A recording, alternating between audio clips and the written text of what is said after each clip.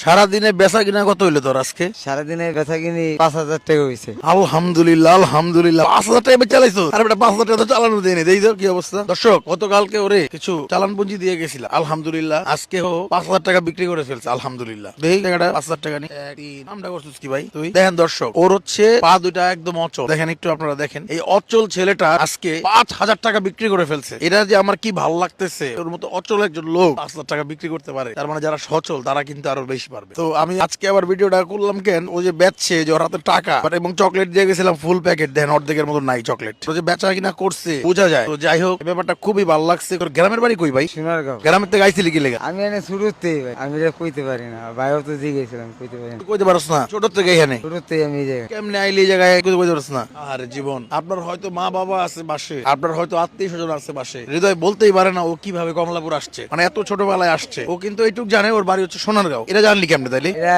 এই জায়গায় একজনে কইছে, বড় ভাই যে তোর বাপের বাসা তোর মার বাসা সোনারগাঁও ছিল, ওই জায়গার মানুষে কইছে। তারপর ওই জায়গায় যে একদিন পাইছিলাম, পরে থাকছিলাম, পরে বাবাই মারছিল, ভালো থাকতে তখন আয়া পড়ছিল। তোর পাড়া কেমনে হয়েছে এরকম? ট্রেনে ট্রেনে মানে? মানে অ্যাক্সিডেন্ট হয়েছে। তার মানে তোর পাড়া ভালো ছিল আগে, দুইটা পায়ে তো সমস্যা, একটা পায়ে তো কাটছে, আরেকটা পায়ে এরকম হলো কেমনে? আরেকটা বাড়ি খায়া ভিক্ষা গেছে।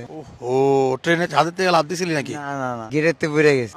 আরে আল্লাহ। দর্শক দেখছেন, ও কিন্তু ভালোই ছিল, কিন্তু একটা দুর্ঘটনায় হচ্ছে ওর পা গুলা চলে গেছে। তা এখন ঘুমাস কই ভাই তুই? আমি ঘুমাই এই জায়গায়, কাপড় চোপড় সবকিছু আছে? কাপড় সাপড় নাই, কম্বল নাই, একটা চাদর আছে, চাদর গায়ে দিয়ে ঘুমাই। চাদর দিয়ে ঘুমাস? আলহামদুলিল্লাহ আলহামদুলিল্লাহ। তবুও দেখছেন কি সুন্দর হাসি, হাসি দেখলে বোঝা যায় যে ওর কোনো টেনশন নাই, ওর কোনো চাওয়া পাওয়া নাই, ওর কোনো নাই। আর আমাদের দেখেন, অনেকের লাখ লাখ টাকা আছে, কোটি কোটি টাকা আছে, কিন্তু দেখবেন চাহিদার শেষ নাই, চাহিদা খালি দিন দিন বাড়ে। যার কোটি টাকা আছে তার আরো কোটি কোটি লাগে, তার আরো কোটি লাগে, আরো কোটি লাগে। আর হৃদয়ের দেখেন পা নাই, ঘুমায় হচ্ছে চাদর আছে একটা, এইখানে ঘুমায়, তারপরে ওর মুখে হাসি। এই ব্যাপারটাই ভালো লাগছে। আর হৃদয়ের ভিডিও করি আমি এর জন্য, বেশি বেশি ভিডিও করলে হৃদয়ের চেহারাটা একটু পরিচিত হয়, তাহলে মানুষ দেখা গেছে যে ডাক দেয়ারে তুমি হৃদয় না, আচ্ছা ভাই একটা পান দাও, এরা শখ করে একটা পান খাইলো বা শখ করে একটা চকলেট কিনলো বাসটা। এর জন্য একটু বেশি বেশি ভিডিও করা। দর্শক এই ভিডিও থেকে আজকে কি শিখলেন? আপনার হচ্ছে অনেক টাকা আছে বা আপমা আছে, এটাই তো বিরাট বড় পাওয়া। আপনার বাবা মা আছে বা আত্মীয় স্বজন আছে, এটাই তো একটা মানুষের বিরাট পাওয়া। আপনি যত বড় অভাবী মানুষ হন, তো ওর বাবা মা নাই, ওর পা নাই, ও রাস্তায় ঘুমায়, তারপর ওর মুখে হাসি। তো ব্যাপারটা হচ্ছে ও মানায় নিছে, ও কিন্তু